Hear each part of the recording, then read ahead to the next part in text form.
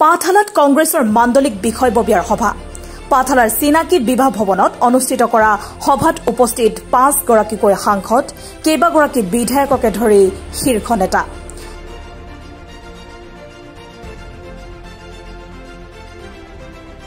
নামনিত কংগ্ৰেছৰ নিৰ্বাচনী ডংকা পাঠশালাৰ চিনাকি বিবাহ ভৱনৰ বৃহস্পতিবাৰে অনুষ্ঠিত কংগ্ৰেছৰ মাণ্ডলিক বিষয়ববীয়াৰ সভাত দেখা গ'ল কংগ্ৰেছৰ 5জনকৈ সাংসদ কেইবাজনো বিধায়ক তথা অসম প্ৰদেশ কংগ্ৰেছৰ তত্ত্বাৱধায়ক জিতেন্দ্ৰ সিঙক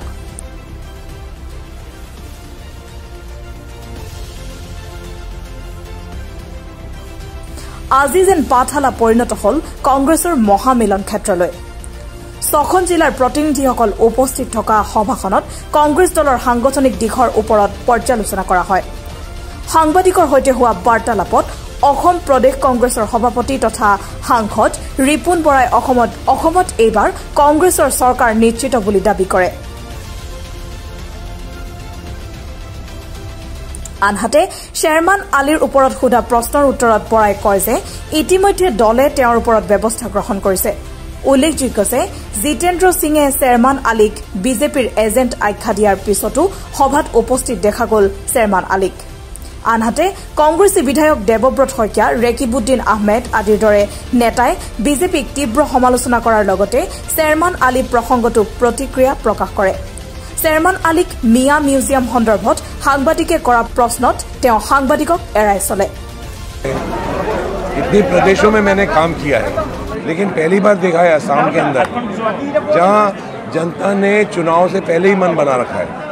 जनता चुनाव के लिए इंतज़ार कर रही है कि कब चुनाव आए और कब इस सरकार को उखाड़ कर फेंकें और ऐसा ही माहौल चाहे डिब्रूगढ़ हो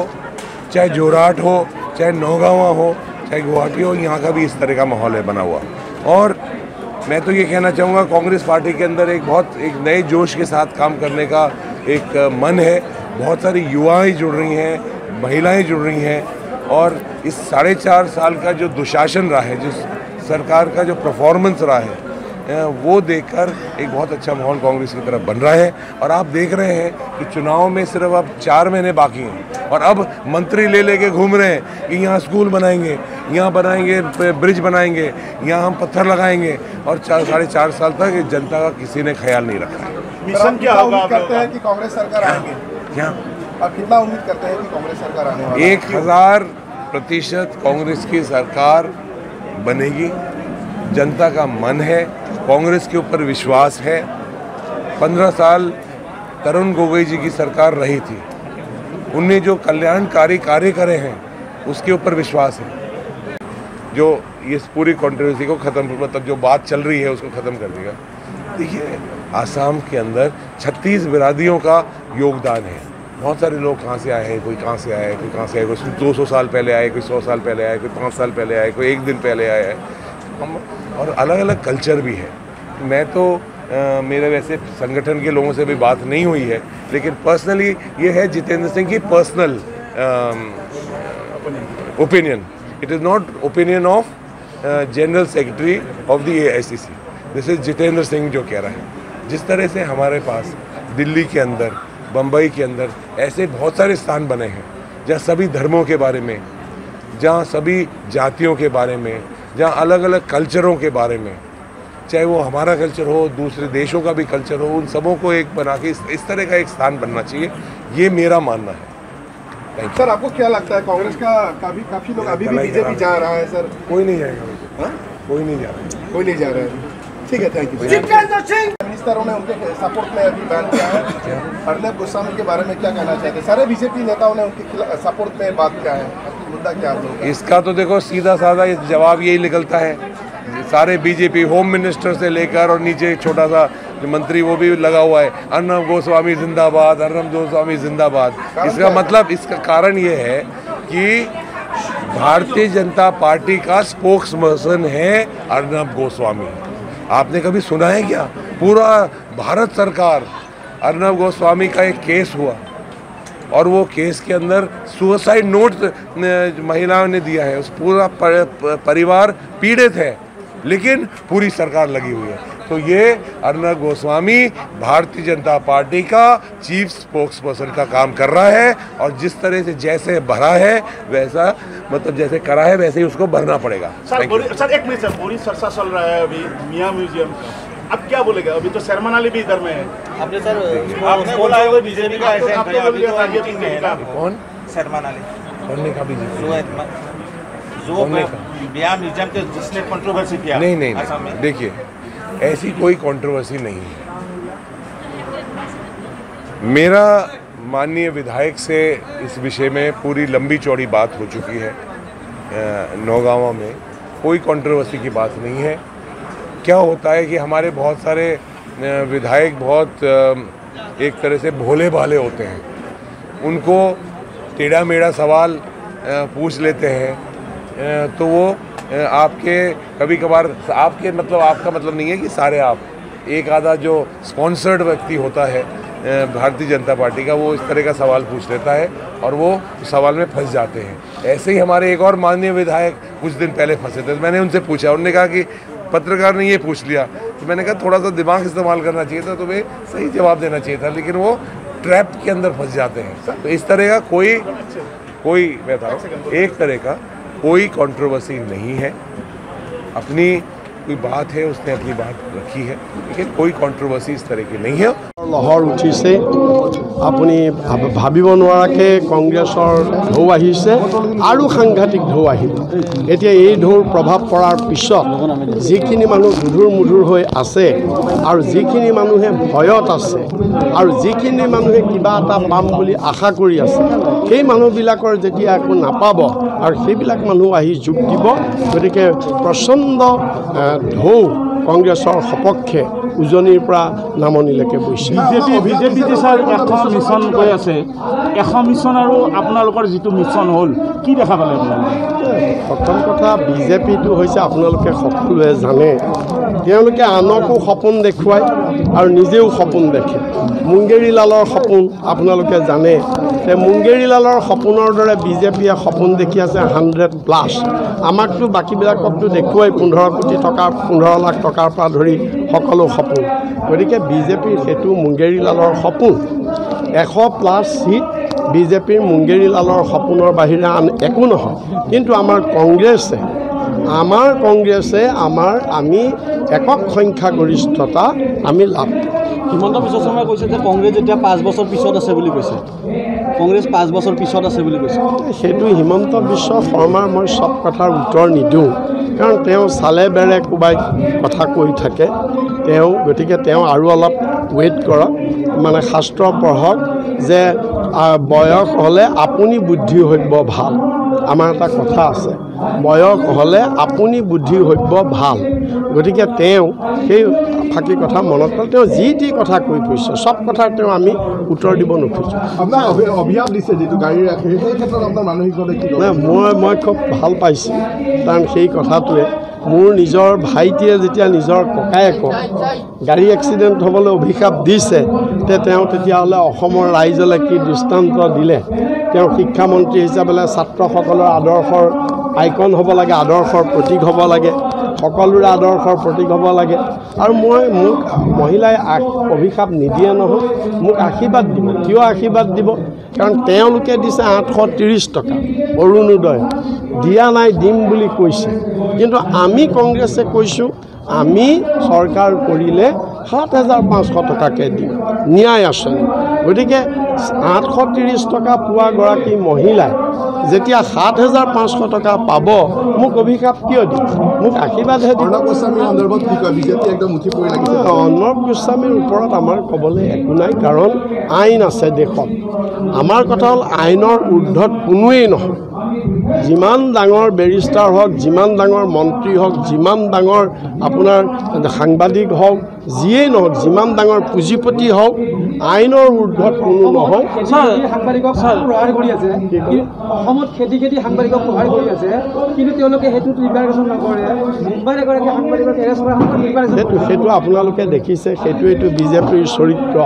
এইটোতো ইয়াত আৰু বিজেপি কেনেকৈ এক্সপ'জ হৈ গৈছে আপোনালোকে গম পাইছে। এটা প্ৰশ্ন আছে ছাৰ, জিতেন্দ্ৰ সিং ডাঙৰীয়াই মিয়া মিউজিয়ামক লৈ কৈছিল যে চেয়াৰমেন আলী ডাঙৰীয়াক আওপকীয়া কৈছিল তেওঁ বিজেপিৰ এজেণ্ট বুলি কৈছিলে। আমি আজি দেখিছোঁ তেওঁ মিটিঙত আছে। তেওঁৰ ওপৰত তদন্ত কৰা বা কিবা ব্যৱস্থা কৰা হ'ব নেকি? নহয়, আমাৰ পিনৰ পৰা তেওঁক বিজেপি এজেণ্ট বুলি কোৱা নাই নহয়, কোনোবাই বেলেগে কৈছে। কোনোবাই কোৱা কথাটো কেলেই লাগে? আমি পূৰা এক্সামিন, মই নিজে চেয়াৰমেন আলী ডাঙৰীয়াক যিদিনাখন ন'টিছ কৰিছোঁ আৰু সেই ন'টিছ কৰাৰ পিছদিনাখনৰ পৰা তেওঁ আৰু কিনো এই বিষয়ত বিতৰ্কিত মন্তব্য কৰা নাই। তাৰ আগলৈকে যি বিতৰ্কিত মন্তব্য কৰিছিল। আমি দলৰ পিনৰ পৰা যেতিয়া তেওঁক আমি অনুশাসনৰ কথা ক'লোঁ আৰু তেওঁ অনুশাসন মানি আৰু বিতৰ্কিত মন্তব্য তেওঁ নাই। এই নিবনুৱা সমস্যা লৈ আমাৰ এই যে যুৱকসকলৰ লগত এটা সংঘাত সৃষ্টি হৈছে, লগতে কা আন্দোলনৰ সময়তো অসমীয়া যে আৱেগ এটা সৃষ্টি হ'ল, মই ভাবোঁ এই দুটা মূল ইস্যু হ'ব আগন্তুক নিৰ্বাচন।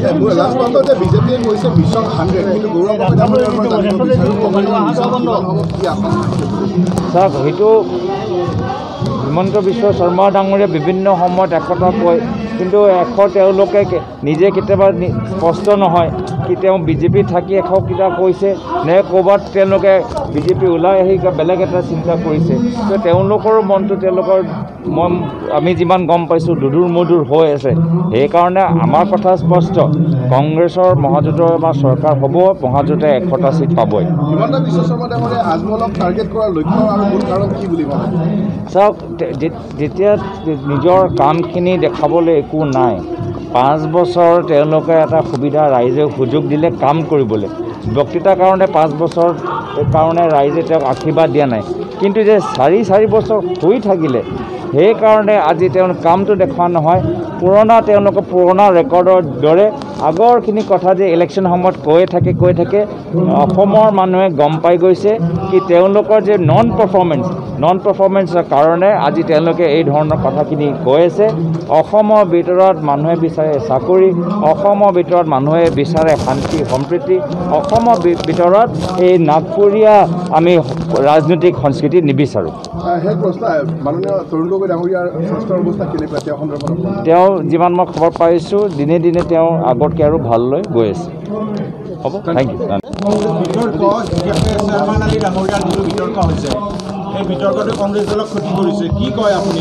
আমি চেয়াৰমেন আলী ডাঙৰীয়াৰ যিটো ছাবজেক্ট, যিটো মেটাৰ, এইটো আমাৰ হাইকমাণ্ডে আলোচনা কৰিছে। চেয়াৰমেন আলী ডাঙৰীয়া আমাৰ মাজৰ এজন বিশিষ্ট আৰু খুব ভাল তাৰ্কিক আৰু ভাল বিধায়ক। কিন্তু এটা কথা ইয়াৰ লগতে আপোনালোকে আনকাট ৰাখিব, কাটি নিদিব, চেয়াৰমেন আলী ডাঙৰীয়াৰ যিটো বক্তব্য সেইটো আমাৰ ইণ্ডিয়ান নেশ্যনেল কংগ্ৰেছৰ বক্তব্য নহয়। চেয়াৰমেন আলী ডাঙৰীয়াৰ যিটো বক্তব্য এইটো ভাৰতীয় জাতীয় কংগ্ৰেছৰ বক্তব্য নহয়, এইটো তেখেতৰ নিজা বক্তব্য। অসমখন জাতি ধৰ্মৰ ঊৰ্ধত ৰাভা, বড়ো, গাৰো, মিচিং, তিৱা, কেবাং সকলো এটা সন্মিলিত সমগ্ৰ অসম। এই অসমত ঐতিহ্যৰে পৰা আজিৰ পৰা নহয় শ বছৰ ধৰি মা চন্দ্ৰিকা, বাঘেশ্বৰী একেবাৰে আৰম্ভ কৰি হজৰত আজান, পীৰ চাপ, শ্ৰীমন্ত শংকৰ, গুৰুজনা, মাধৱদেৱ, মা কামাখ্যা, অসমৰ জাতি গঠন প্ৰক্ৰিয়াটো এটা সংস্কৃতিৰ প্ৰক্ৰিয়া। আৰু এই ক্ষেত্ৰত এই মেটাৰটোত অপজিশ্যন পাৰ্টীয়ে অলপ বেছিয়ে সুযোগ ল'ব বিচাৰিছে। তেওঁলোকে যে কিমান বেয়া কথাবিলাক কৈ থাকে, তেওঁলোকে নিজক কেতিয়াও আত্মসমালোচনা নকৰে। তেওঁলোকে এইকেইদিন গোটেই ছাবজেক্ট মেটাৰটো পাহৰি গোটেই ইছ্যুবিলাক অসমৰ ডাউনফল কৰি এইটোকে হাইলাইট কৰাৰ কাৰণে এটা ব্যৱস্থা লৈছে। মই এই কথাটো বৰ দুখ পাওঁ। কিন্তু আমিও সকলোৱে কথা বাৰ্তা কৰোঁতে আমি ভাবোঁ, আমি যিবিলাক পাৰ্লিমেণ্টেৰিয়ান, আমি পলিটিচিয়ান, ৰাজনেতা, তেওঁলোকে কথা বাৰ্তা কওঁতেও সদায় সমাজখন, জাতিটো, মাটিখিনি সকলোৰে কথা ভাবি চিন্তি কথাবিলাক অনাগত সময়ত ৰাখিলে আমাৰ সকলোৰে কাৰণে ভাল। ভাৰতীয় জাতীয় কংগ্ৰেছ এক মহাসাগৰ। প্ৰয়াত প্ৰধানমন্ত্ৰী ইন্দিৰা গান্ধী প্ৰধানমন্ত্ৰী থকাৰ পিছত হঠাৎ এনেকুৱা এটা দাবনা লাগিছিল গোটেই ভাৰতবৰ্ষত ভাৰতীয় জাতীয় কংগ্ৰেছ মানুহে ভাবিছিল শেষ হৈ যাব। আকৌ কেইটামাহ মূৰত ভাৰতীয় জাতীয় কংগ্ৰেছ আহিছিল। প্ৰফুল্ল কুমাৰ মহন্তদেৱ যেতিয়া মুখ্যমন্ত্ৰী হৈছিল, অসমৰ বুকুত ভাবিছিল ভাৰতীয় জাতীয় কংগ্ৰেছ শেষ হৈ গ'ল। গাঁৱে ভূঞে এনেকুৱা এটা হৈছিল কংগ্ৰেছৰ ওপৰত অত্যাচাৰ। আকৌ মুখ্যমন্ত্ৰী তৰুণ গগৈৰ নেতৃত্বত তাৰপিছত কিমান বছৰ চৰকাৰ আমাৰ থাকিলে গতিকে ভাৰতীয় জাতীয় কংগ্ৰেছক কোনোই এনেকুৱা কৰিও কৰিব নোৱাৰে এনেকুৱা কৰিও কৰিব নোৱাৰে আৰু যিয়ে ভাৰতীয় জাতীয় কংগ্ৰেছৰ লগত যুঁজি লয় ভাৰতীয় জাতীয় কংগ্ৰেছ এটা সত্তা এটা সংস্কৃতি কণ্টিনিউৱেশ্যন কেৱল গভৰ্ণমেণ্ট ফৰ্ম কৰাই আমাৰ দায়িত্ব আৰু কৰ্তব্য নহয় ভাৰতৰ অখণ্ডতা ৰক্ষা কৰা অসমীয়াৰ বুকুৰ অস্তিত্ব ৰক্ষা কৰা আমাৰ কৰ্তব্য আৰু এইবাৰ আপোনালোকে লক্ষ্য ৰাখক আপোনালোকৰ জৰিয়তে সমগ্ৰ ইলেক্ট্ৰনিক মিডিয়া প্ৰিণ্ট মিডিয়াৰ প্ৰত্যেকটো ভিউৱাৰ্ছ লাভাৰ্ছৰ পৰা আশীৰ্বাদ বিচাৰিছোঁ আপোনালোকে দেখা পাইছে ইয়াত বহু বছৰৰ মূৰত একেলগে 12জন বিধায়ক একেলগে 2জন মেম্বাৰ অফ পাৰ্লিয়ামেণ্ট ৰাজ্যসভা 3জন মেম্বাৰ অফ পাৰ্লিয়ামেণ্ট লোকসভা একেলগে বহি আছে আৰু এইটো মই ভাবোঁ বৰপেটা জিলাই হোষ্ট হৈছে বৰপেটা জিলাই এই মিটিংখন লিড কৰিছে বৰপেটা এখন সত্ৰ নগৰী আজি নহয় শ্ৰীমন্ত শংকৰ গুৰুজনা সেই তাহানিতে সংস্কৃতিৰ জোৱাৰ ইয়ালৈকে লৈ আহিছিল তাৰমানে আপুনি পৰিৱৰ্তনৰ যি প্ৰতিশ্ৰুতি বিজেপি দলে দিছিলে সেই যে পৰিৱৰ্তন বেয়াৰ বাবে আছিলে সেই কথা বুজি পাইছে সেই গতিকে ৰাইজক আগৰ যি কংগ্ৰেছৰ দিনত যিটো ৰাইজৰ মানে তেওঁলোকে এটা পৰিৱৰ্তন দিম বুলি কৈ কংগ্ৰেছৰ হাতৰ পৰা শাসন আঁতৰাই লৈ গৈছিল কিন্তু সেই তাত সন্তুষ্ট হোৱা নাই এই পৰিৱৰ্তনত ৰাইজ সন্তুষ্ট হোৱা নাই আৰু পুনৰ এবাৰ পৰিৱৰ্তন বিচাৰিছে এই পৰিৱৰ্তন কিন্তু ভালৰ বাবে বিচাৰিছে য'ত দুৰ্নীতি নাইকিয়া হ'ব সঁচাকৈ আৰু এতিয়া বিজেপি দলে যেনেধৰণে বিভিন্ন ধৰণৰ সিন্ডিকেট কৰি আছে দুৰ্নীতি কৰি আছে সমাজত বিষবাষ্প যেনেকৈ বিয়পাই দিছে যিবিলাক মূল সমস্যাৰ পৰা তেওঁলোকে আহ্বান দিছে আমাৰ এই অঞ্চলত ব্ৰহ্মপুত্ৰ আৰু অন্য নৈৰ খহনীয়া আছে মাটিৰ পট্টাৰ সমস্যা আছে কৃষকৰ সমস্যা আছে কোল্ড ষ্টৰেজৰ সমস্যা আছে আমাৰ নিবনুৱা যুৱকসকলক সংস্থাপনৰ ব্যৱস্থা কৰা নাই NRCৰ কথা আছে এই গোটেইবিলাক এতিয়া দেখা গৈছিল যে যোৱা সময়ছোৱাত জাতি মাটি ভেটি ৰক্ষা কৰিম বুলি যিটো প্ৰতিশ্ৰুতি দিছিল সেই প্ৰতিশ্ৰুতিৰ পৰা তেওঁলোকে সম্পূৰ্ণ এতিয়া পৃষ্ঠভংগ দিছে তাৰ পৰিৱৰ্তে কিছুমান ধৰ্মৰ নামত সমাজখনক থানবান কৰিব বিচাৰিছে ভাষাৰ নামত সমাজখন থানবান কৰিব বিচাৰিছে আমি সেই গতিকে ৰাইজৰ পৰা আমি যিটো বৰ্তমান মনোভাৱ বুজি পাইছোঁ তেখেতসকলে অসমখনৰ উন্নয়ন বিচাৰে সামগ্ৰিকভাৱে আৰু অসমৰ উন্নয়ন কৰিবলৈ যে কংগ্ৰেছ দলৰে আঁচনিসমূহ কংগ্ৰেছ দলকে নেতৃত্ব দিব লাগিব সেই কথা আজি অসমৰ বিভিন্ন অঞ্চলৰ ৰাইজৰ মুখে মুখে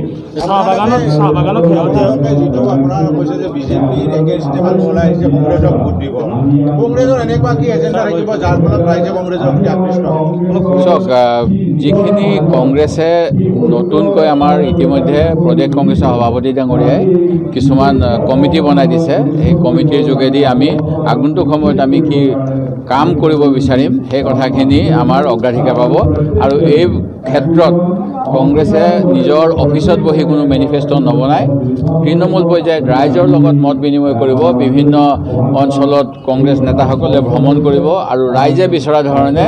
ৰাজ্যৰ নীতি প্ৰণয়ন কৰা হ'ব ডক্টৰ হিমন্ত বিশ্ব শৰ্মাই কৈছে যে বদৰুদ্দিন আজমল ডাঙৰীয়াই অসমত কেবিনেট গঠন কৰিব নোৱাৰে পাকিস্তান বা বাংলাদেশত অসমৰ ৰাজধানী গুৱাহাটীত প্ৰথম কেবিনেট হ'ব কংগ্ৰেছৰ আৰু তাৰ পৰৱৰ্তী সময়ত বৰাকলৈ যাব নামনি অসমলৈ আহিব উজনি অসমলৈ যাব পাৰ্বত্য জিলালৈ যাব অসমৰ বিভিন্ন জিলাত আগন্তুক সময়ত অসমৰ কেবিনেটৰ বৈঠক অনুষ্ঠিত হ'ব যেতিয়া কংগ্ৰেছৰ চৰকাৰ দেখা গৈছে স্কুল বনাইছে কিবা কিবি শেহতীয়াভাৱে বিজেপি যথেষ্ট উদ্যোগ ল'ব তেওঁলোকৰ এটা এইটো ভোট কিনাৰ ৰাজনীতি কমিশ্যনৰ ৰাজনীতি আপোনালোকে ভালকৈ খবৰ ল'ব এই চৰকাৰখনে বিল্ডিং বনাই ভাল পায় কিছুমান নতুনকৈ কমিশ্যন যাতে তেওঁলোকে ল'ব পাৰে প্ৰথম বছৰতে তেওঁলোকে আগৰ পৰা যিসকল ঠিকাদাৰ আছিলে সেইসকলক বহিষ্কাৰ কৰাৰ ব্যৱস্থা কৰিলে নতুন SOP বনালে নতুন গাইডলাইন বনালে আৰু তাৰপিছত তেওঁলোকে যিসকল ঠিকাদাৰ পৰ্যায়ক্ৰমে তেওঁলোককে কামবিলাক দি আহিছে তেওঁলোকে ধন সংগ্ৰহ কৰিছে আৰু একমাত্ৰ কমিশ্যনৰ স্বাৰ্থতহে আজি অসমত বিভিন্ন নতুন অনুষ্ঠান ঘোষণা হৈছে যিসমূহ পুৰণা অনুষ্ঠান আছে সেইবিলাক আজি মানৱ সম্পদ তাত যোগান ধৰা নাই আজি 2011-12 চনত অসমত এটা অন্যতম এতিয়া কৰোণা আহিছে তাৰ আগত আছিলে জাপানীজ এনকেফেলাইটিছ প্ৰতিৰোধ কৰিবলৈ ভাৰত চৰকাৰৰ ফালৰ পৰা অসম চিকিৎসা মহাবিদ্যালয়ৰ 60খন বিচনাযুক্ত এটা ICUৰ ব্যৱস্থা কৰা হৈছিলে 2011-12 চনত তাৰ কাৰণে অনুমোদন আহিছিল বিভিন্ন জিলাত 10জনীয়া ICUৰ ব্যৱস্থা কৰা হৈছিল আজি সেইবিলাকৰ কিমানখন কাৰ্যক্ষম হৈছে বুধিলে গম পাব যে ডাঙৰ ভাল মূল্যৱান মেচিন কমিশ্যনৰ আশাত চৰকাৰে কিনি থয় আৰু ৰূপায়ণ নকৰে ঠিক তেনেকৈ আপোনালোকে চাওক আগৰ চৰকাৰে কৈছিল যে যিবিলাক হাইস্কুল আছে সেইবিলাক হায়াৰ ছেকেণ্ডেৰী পৰ্যায়লৈ উন্নীত কৰিব বিজ্ঞান শাখা বাণিজ্য শাখা সেইবিলাকত দিব আজি সেই সময়ৰ কেবিনেটৰ সিদ্ধান্তটো লোৱাৰ সময়ত ডক্টৰ হিমন্ত বিশ্ব শৰ্মাও সেই সময়ত মন্ত্ৰী আছিল আজি কিন্তু তেওঁ নতুনকৈ হাইস্কুল কিছুমান দিছে বাগানত আৰু কৈছে সেইবিলাক 2 বছৰ পিছত হায়াৰ ছেকেণ্ডেৰী কৰিব ইয়াৰ পূৰ্বে ঘোষণা কৰা 500খন হাইস্কুলক যেতিয়া হায়াৰ ছেকেণ্ডেৰীৰ কাৰণে তেওঁলোকৰ ইনফ্ৰাষ্ট্ৰাকচাৰ দিয়া হ'ল আজি বিল্ডিং অকামিলা হৈ পৰি আছে সেইবিলাকৰ ক্ষেত্ৰত কিন্তু এই চৰকাৰে সিদ্ধান্ত লোৱা নাই তেওঁলোকে স্কুলত পঢ়া শুনা কৰাব লাগে ভালকৈ পাঠ্যপুথি কাৰ্যক্ৰম শিক্ষক নিযুক্তি দিব লাগে তাক নকৰি স্কুলৰ ছাত্ৰ ছাত্ৰী সকলকো তেওঁলোকে বেংক একাউণ্ট খুলিবলৈ জোৰ দিছে যাতে পইচা দি ভোট বেংক সৃষ্টি কৰিব পাৰে ইয়াতকৈ নিৰ্লজ্জ কথা নাই বজালিৰ পৰা ৰাজীৱ চুপুৰ অসম টুডে।